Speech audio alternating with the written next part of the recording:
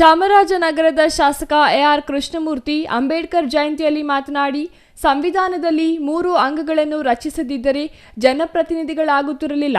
ಅಂಬೇಡ್ಕರ್ ಅವರು ಪ್ರತಿಯೊಬ್ಬರಿಗೂ ಒಂದೇ ಮತದಾನದ ಹಕ್ಕು ನೀಡಿದ್ದಾರೆ. ಜನಪ್ರತಿನಿಧಿಗಳು ಅಭಿವೃದ್ಧಿ ಕೆಲಸ ಮಾಡಿದರೆ ನಿರಂತರವಾಗಿ ಆಯ್ಕೆಯಾಗುತ್ತಾರೆ. ವಿಫಲವಾದಲ್ಲಿ ಮತದಾರ ತಿರಸ್ಕರಿಸಲು 5 ವರ್ಷಕ್ಕೊಮ್ಮೆ ಚುನಾವಣೆ ನಡೆಯುತ್ತದೆ ಎಂದರು. ಚುನಾವಣಾ ಪ್ರಕ್ರಿಯೆಗಳು ಕಳೆದ 77 ವರ್ಷಗಳಿಂದ ನಡೆಯುತ್ತಿವೆ.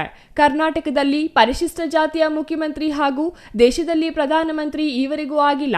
ಪರಿಶಿಷ್ಟ ಜಾತಿಯ ಮತ ಗಳಿಸುವ ರಾಜಕೀಯ ಪಕ್ಷಗಳು ಅವಕಾಶ ಕಲ್ಪಿಸಿಲ್ಲ. ಮೀಸಲು ಕ್ಷೇತ್ರದ ಜನಪ್ರತಿನಿಧಿಗಳಲ್ಲಿ ಹೊಂದಾಣಿಕೆ ಇಲ್ಲ. ಈ ಬಗ್ಗೆ ಹೋರಾಟ ಮಾಡಿದರೆ ಮುಖ್ಯಮಂತ್ರಿ, ಪ್ರಧಾನಮಂತ್ರಿ ಹುದ್ದೆ ಪಡೆಯಲು ಸಾಧ್ಯ ಎಂದರು. ಇದೇ ವೇಳೆ ಸಂಘದಿಂದ ಏರ್ಪಡಿಸಿದ ಸ್ಪರ್ಧೆಗಳಲ್ಲಿ ವಿಜೇತರಾದವರಿಗೆ ಪ್ರಶಸ್ತಿ ಪತ್ರ ಹಾಗೂ ಬಹುಮಾನ ನೀಡಿ ಗೌರವಿಸಲಾಯಿತು. ಎಸ್ಎಸ್ಎಲ್ಸಿ ಹಾಗೂ ಪಿಯುಸಿಯಲ್ಲಿ ಹೆಚ್ಚು ಅಂಕ ಪಡೆದ ಮಕ್ಕಳಿಗೂ ಗೌರವಿಸಲಾಯಿತು. Irasavadi Siddappaji, CTV news, Chamarajanagar.